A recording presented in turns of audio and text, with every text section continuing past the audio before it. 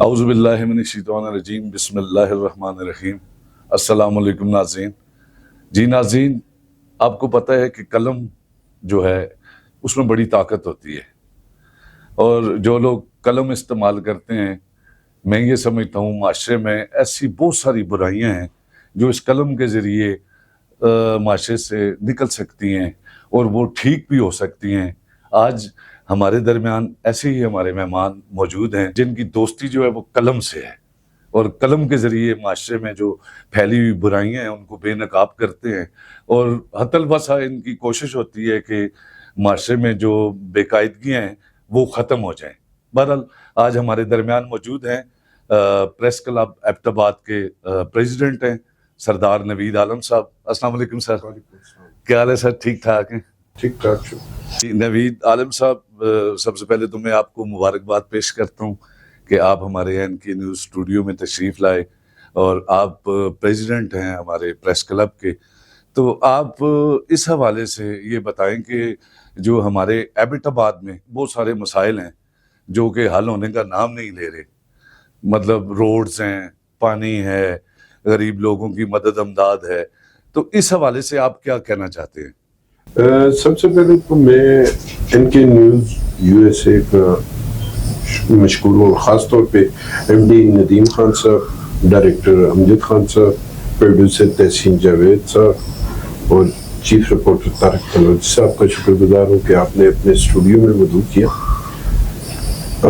جہاں تک مسائل کی بات ہے جی، تو مسائل کی ہم تو نشاندہی کرتے رہتے ہیں، چاہے وہ روڈز کے حوالے سے ہو، چاہے صحت کے حوالے سے ہو، چاہے تعلیم کے حوالے سے ہو، چاہے کرائم کے حوالے سے ہو، ہم آواز اٹھاتے رہتے ہیں۔ لیکن جو ارباب اختیار ہیں وہ شاید ان مسائل کو حل کرنے کے لیے سنجیدہ نہیں۔ فنڈنگ ہوتی ہے، روڈ بنتے ہیں، روڈ اکھاڑ دیے جاتے ہیں، کبھی پی ٹی سی ایل آ جاتا ہے، کبھی سوئی گیس آ جاتا ہے، کبھی واپٹا آ جاتا ہے، کبھی سی این ڈبلیو آ جاتا ہے، تو ان کی آپس میں کوارڈینیشن نہیں ہے۔ نوید بھائی، موجودہ حکومت جو ہے ہماری، کیونکہ کے پی کے میں جو ہے وہ پی ٹی آئی کی حکومت ہے، تو آپ کیا سمجھتے ہیں کہ باقی جو حکومتیں بھی تھی انہوں نے بھی کام کیے، لیکن جو پی ٹی آئی کا دور تقریباً 10 سال ہو گئے ہیں ان کے، تو آپ کیا سمجھتے ہیں انہوں نے ہمارے ایبٹ آباد کے لیے، ہمارے ہزارہ کے لیے کوئی ایسے کام کیے ہوں جو مجھے تو نظر نہیں آئے؟ خیر دیکھیں، انہوں نے ان کی جو پھر وہیں پہ بات آ جاتی ہے کہ گزشتہ 10 سال میں جتنا صوبہ ہمارا پیچھے گیا ہے اس کی مثال نہیں ملتی۔ ہمارا وہ صوبہ تھا جو ہر معاملے میں خاص طور پہ گورننس کے اعتبار سے بڑا سیفیشنٹ تھا، لیکن 2013 سے انورڈ 2025 تک یہ صوبہ آگے بڑھنے کے بجائے پیچھے گیا، اور اس کی سب سے بڑی قصوروار پی ٹی آئی حکومت ہے۔ بالکل نوید بھائی، آپ نے بالکل ٹھیک کہا، کیونکہ میں نے دیکھا ہے کہ 10 سال ہو گئے ہیں پی ٹی آئی کے، تو کوئی ایسا میجر پروجیکٹ انہوں نے نہیں کیا۔ یہ روڈ پہ بس صرف ٹاکیاں شاکیاں لگائی ہیں۔ آج میں صبح بھی یہ کالج روڈ منڈیاں سے میں گیا ہوں تو آپ یقین مانیں گڑھے روڈ میں گڑھے پڑے ہوئے ہیں، اور یہ یہاں کے جو ایم پی ہیں، ہمارے ایم این ایز ہیں، تو کیا یہ مطلب ہماری صوبائی حکومت یا مطلب یہ ان کو فنڈ نہیں دیتے یا پھر یہ کام نہیں کرتے؟ اصل میں اوپر سے لے کے نیچے تک کرپشن کا بول بالا ہے۔ اب جو میرٹ پہ نہیں آئے گا، جو سفارش پہ آئے گا، جس کے پیچھے بہت بڑی طاقتور شخصیت کھڑی ہے، وہ کام کرے گی نہیں۔ بس ہمارے صوبے کا یہ حال۔ تو اللہ کرے جی، اللہ کرے کوئی ایسا مسیح آئے جو ہمارے ایبٹ آباد کی جو حالت ہے وہ بدل دے۔ اب دیکھیں ہمارے ساتھ جو ہے ضلع ہری پور ہے، وہاں پہ روڈ دیکھیں، پانی کا نظام دیکھیں، باقی جو سسٹم ہے وہ دیکھیں، ہر چیز ایکوریٹ ہے، کیونکہ ان کے ایم پی اے جو ایم این ایز ہیں وہ اپنے لوگوں کے لیے مطلب اگر ان سے ووٹ لیتے ہیں تو ان کا کام بھی کرتے ہیں۔ تو پھر اس کا کیا سلوشن ہوگا؟ مطلب اس کا حل کیا ہوگا؟ مطلب وہ جو اس پارٹی کے لیڈر ہیں وہ تو جیل میں ہیں، اب یہ جو پیچھے جو رہتے ہیں تو یہ مطلب اب ان لوگوں کے اگر یہ کام نہیں کریں گے تو یہ آگے نظام اور یہ سسٹم کیسے چلے گا؟ دیکھیں جی، ایبٹ آباد کو اگر شہر خاموشہ کہا جائے تو بے جانا ہوگا۔ صحیح کہا ہے۔ یہاں پہ خاموشی کا راز جو ہے، ہمارے ادھر سی ایم بھی گزرے ہیں، ہمارے ادھر وفاقی وزراء بھی گزرے ہیں لیکن ان میں انہوں نے کوئی کام نہیں کیا, کوئی ایسا کسی کام کی بنیاد نہیں رکھی جس کی مثال دے سکے. تو شروع سے ہی اللہ حافظ ایبٹ آباد کی قیادت کو.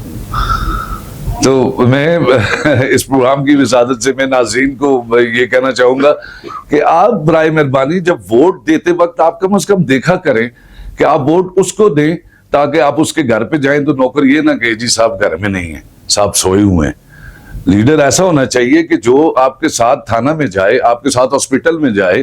اور اب یہ دیکھیں صحت کارڈ ہے, ٹھیک ہے, تو یہ ابھی کچھ تھوڑی دیر پہلے ہمارے مہمان آئے ہوئے تھے تو وہ بیچارے محتاج ہیں بالکل, مطلب ان کا وہ چل بھی نہیں سکتے.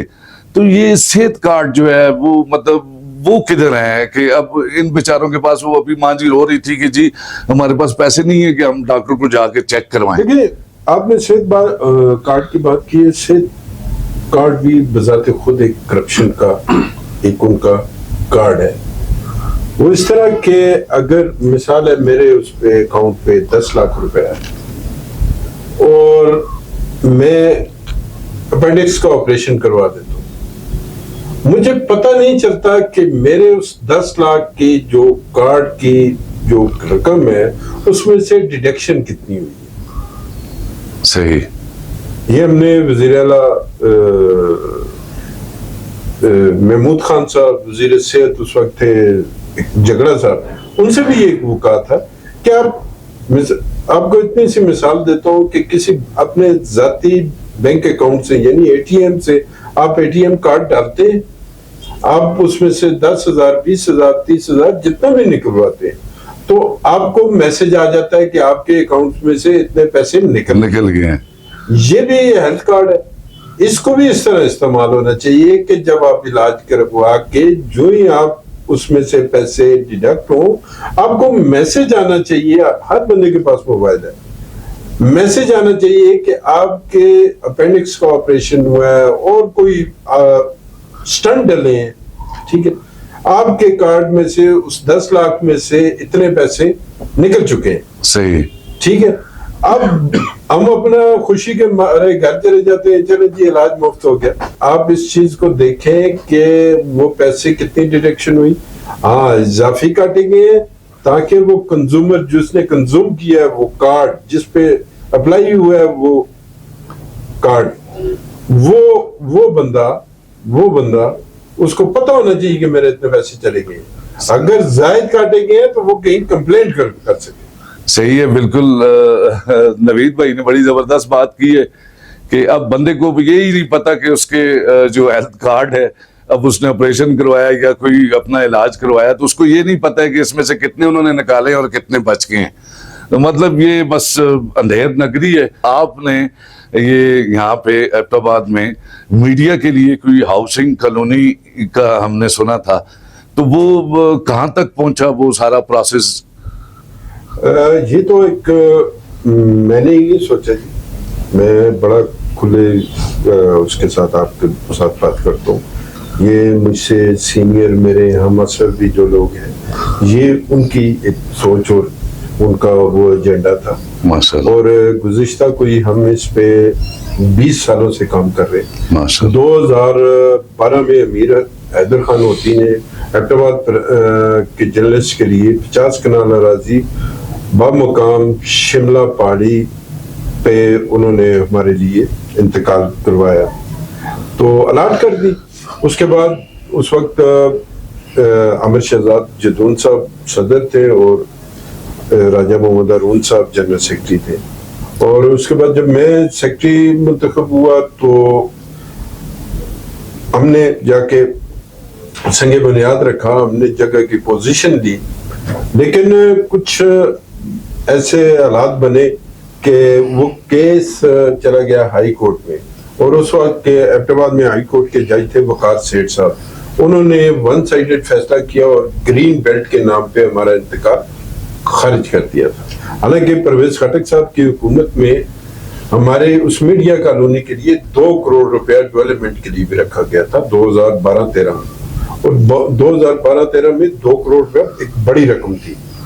لیکن وہ چلے وہ انتقال خارج ہو گیا، ہمارا سارا کچھ ہو گیا، تو اس کے بعد ہم مختلف جو پرویز خٹک صاحب کی حکومت آئی اس میں بھی ہم آواز اٹھاتے رہے ایبٹ آباد کے جرنلسٹ کے لیے. محمود خان صاحب کی حکومت آئی اس میں بھی ہم آواز، ایون کیئر ٹیکر جو آتے رہے ان کو بھی ہم کہتے رہے. لیکن آفٹر آل ایبٹ آباد پریس کلب اور ایبٹ آباد یونین آف جرنلسٹ نے ایک بہت بڑی مثال سیٹ کی ہے کہ جو سالانہ گرانٹ ملتی ہے ایبٹ آباد پریس کلب کو، ہم نے اس میں سے جو ہمارے پاس سیونگ تھی اس میں ہم نے حویلیاں بائی پاس پہ تقریباً 30 کنال اراضی کا سودا کیا ہے ماشاءاللہ، اور پرائیویٹلی، اس میں گورنمنٹ کا نہیں ہے. اور ہمارے پاس تقریباً جو پیسے پڑے ہوئے تھے، یہ سمجھ لیں کہ 25% ہمارے پاس پیسے پڑے ہوئے تھے جو ہم نے پیمنٹ کر دیے. اور اگلے 2 سالوں میں ہمارا یہ ہے کہ ہم باقی ماندہ جو پیمنٹ ہے وہ کر کے تو ایبٹ آباد کے جرنلسٹ کے لیے میڈیا کالونی اور ایبٹ آباد کے جرنلسٹ کے لیے سر چھپانے کی جگہ کا اصول ہے ہمارے. اور میں یہ بھی بتا دوں اور آپ کے ناظرین کو بھی یہ بتا دوں کہ میں اپنے پروفیشن کو جرنلزم کو کمپیئر کرتا ہوں ہمیشہ ہر سٹیج پہ، ہر فورم پہ. ڈاکٹر، انجینئر، لائر اور چوتھا آپ کا جرنلسٹ. آپ کسی ڈاکٹر کے پاس جاتے ہیں تو اپنے چیک اپ کے لیے تو جب جاتے ہیں تو آپ فیس ادا کرتے ہیں. انجینئر کے پاس جاتے ہیں تو آپ اس سے کوئی بھی کام لیتے ہیں، کوئی بھی اس سے وہ کرتے ہیں، اس کی اپنی فیس ہے. لائر کے پاس جاتے ہیں تو آپ اس سے کوئی مشورہ بھی دیتے ہیں تو سامنے لکھا ہوتا ہے مشورہ فیس. ہمارا جو پروفیشن ہے، جو جرنلزم ہے، آپ کے پاس یا میرے پاس کوئی آ جاتا ہے تو ہم اس سے فیس کی ڈیمانڈ نہیں کرتے. ہمارے پروفیشن میں اس سے یلو جرنلزم بولا جاتا ہے. لیکن جو ریلیف آپ اس کو آپ کے پاس جو پہنچتا ہے، آپ لے کے اسے گورنمنٹ سے، حکومت سے، انتظامیہ سے آپ جو ریلیف لے کے دیتے ہیں بغیر فیس کے، تو میں سمجھتا ہوں کہ اگر ان جیسے لوگ جو صرف کار خیر کر رہے ہیں، ان کے لیے اگر آپ چھت اس زمین کا اصول کا جو خواب ہے وہ پورا کر لیتے ہیں تو میں سمجھتا ہوں کہ یہ بہت بڑی خدمت ہے. اب دیکھیں ڈاکٹر کتنی لگژری زندگی گزار رہا ہے، انجینئر کتنی، اسی طرح لائر ہے، اور جرنلسٹ وہ بیچارہ اسی طرح سڑکوں پہ خاک چھان رہا ہے. اور کسی مظلوم کا اگر وہ کیس لڑتا ہے تو اس طرح لڑتا ہے جس طرح ظلم اس کے ساتھ ہوا. اور بعض دفعہ ہمارے لیے اتنے مسائل ہوتے ہیں کہ لوگوں کی سوچ ہے، کیونکہ آپ جس کے خلاف آواز اٹھاتے ہیں وہ فرعون وقت ہوتا ہے، اور فرعون وقت کے خلاف آپ آواز اٹھاتے ہیں اور آپ اس کے ٹارگٹ میں آ جاتے ہیں. صحیح. تو اس میں پاکستان ویسے بھی دنیا میں جرنلزم کے لیے خطرناک ترین ملک ہے. صحیح. اور یہاں پہ آپ 2025 ابھی مڈل میں 2024 کا ڈیٹا اٹھا کے دیکھیں کتنے ہمارے جرنلسٹ جو ہیں وہ شہید ہو چکے ہیں، بالکل کتنے زخمی ہو چکے ہیں، اور آپ دیکھ لیں. جی نوید بھائی، بڑا دل خوش ہوا جی، واقعی آپ نے بڑا زبردست کام کیا ہے کہ کسی سے کوئی چیز لے کے دینا جو ہے وہ بقول آپ کے کہ وکیل بھی فیس لیتا ہے، ڈاکٹر بھی فیس لیتا ہے، اور ہمارے جو نوید بھائی ہیں یا ہمارے جو پریس کلب کے جو لوگ ہیں جن کی محنت سے، جن کی وجہ سے یہ ایک پروجیکٹ آیا ہے، اور یہ صحافیوں کے سر پہ جو چھت ہے، میں یہ سمجھتا ہوں کہ یہ تو حکومت کو ڈائریکٹ کرنا چاہیے تھا. کسی مطلب جیسے یہ صدر صاحب ہیں، سیکرٹری صاحب ہیں، ان کو دوڑنا نہیں چاہیے تھا. کیوں کہ یہ معاشرے کے بڑے خاص لوگ ہوتے ہیں. اگر صافی معاشرے میں نہیں ہوگا تو میں سمجھتا ہوں آپ کا معاشرہ جو ہے نامکمل ہے اور اس میں ظلم ہوگا, ظالم پیدا ہوں گے. تو جب یہ قلم کی طاقت ایسی ہے کہ وہ آپ کے معاشرے سے برائی کو ختم کر سکتی ہے. And thank you very much Naveed بھائی, آپ کا بہت بہت شکریہ, آپ یہاں تشریف لائے. تو این کے نیوز کے حوالے سے اگر کوئی ایک دو آپ کے اچھے کمنٹس اگر کر دیں تو تھینک یو ویری مچ آپ کا. دیکھیں جی, میں ہمیشہ یہ بات کرتا ہوں کہ حضرت بہاؤالدین زکریا جب ملتان تشریف لائے تو انہیں کہا گیا کہ جی یہ تو آلریڈی اولیاء اللہ کی زمین ہے اور یہاں پہ بڑے بڑے صوفی بزرگ گزرے ہیں, آپ ادھر کسی اور شہر چلے جائیں. تو انہوں نے پیالے میں پانی بھرا اور بھر کے اس کے اوپر پھول رکھ دیا. تو انہوں نے کہا ہے کہ دیکھیں پانی گرا نہیں ہے, کچھ نہیں ہوا, پھول کا وزن نہیں ہوتا. تو کسی بھی اسی مثال کو لے لیں آپ, اس موجودہ میڈیا کے, سوشل میڈیا خاص طور پہ اس پلیٹ فارم پہ آپ اگر ایبٹ آباد میں این کے نیوز آیا ہے تو یہ بھی وہی مثال ہے کہ آپ پانی کا پیالہ جو ہے وہ بھرا ہوا ہے, اس کے اوپر پھول آ گیا تو وزن نہیں ہے. اور جتنی آپ زیادہ خوشبو پھیلا سکیں گے تو یہ کار خیر ہے. تو میں تو اتنا ہی کہوں گا جی, تھینک یو ویری مچ. نہ ہمارے میں کوئی جیلسی ہے نہ اور کچھ, ہم تو ہر ایک کو ویلکم کرتے ہیں اور اللہ کرے کہ این کے نیوز دن دگنی رات چگنی ترقی کرے اور اس سے زیادہ سے زیادہ لوگوں کو فائدہ مل سکے اور ان کی آواز ان ایوانوں تک پہنچ سکے جن ایوانوں تک پہنچنی چاہیے. بہت شکریہ. تھینک یو ویری مچ جی, بہت بہت شکریہ. ناظرین آپ کا بھی اور نوید بھائی آپ کا بھی, کتنے خوبصورت انہوں نے الفاظ این کے نیوز کے لیے کہے. تو انشاءاللہ ہمیں امید ہے یہ ہماری سرپرستی کریں گے کیونکہ ہم تو چھوٹے ہیں, یہ بڑے ہیں اور ان کا دل بھی بڑا ہے اور یہ ایبٹ آباد میں کب سے کام کر رہے ہیں. تو انشاءاللہ ہمیں امید ہے یہ ہماری رہنمائی فرمائیں گے. اینڈ تھینک یو ویری مچ. دیکھتے رہیے این کے نیوز USA.